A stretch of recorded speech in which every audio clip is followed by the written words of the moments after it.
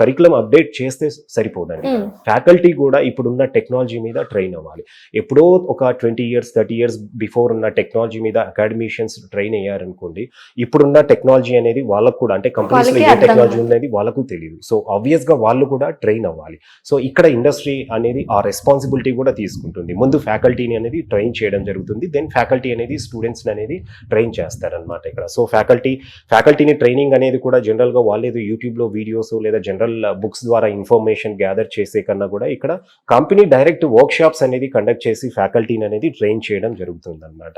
And దీంతో పాటు third advantage అనేది స్టూడెంట్స్కు ఇంటర్న్షిప్స్ అనేది ఉంటాయండి.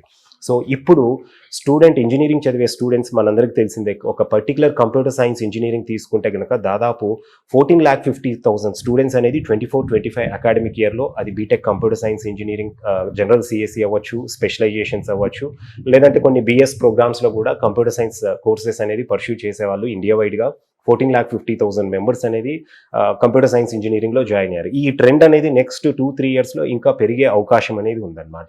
బయట జాబ్ మార్కెట్లో తీసుకుంటే కనుక మనకు హార్డ్లీ 2-2.5 lakh స్టూడెంట్స్కి మాత్రమే ఇక్కడ ఆపర్చునిటీస్ అనేది ఉన్నాయి సాఫ్ట్వేర్ కంపెనీస్లో.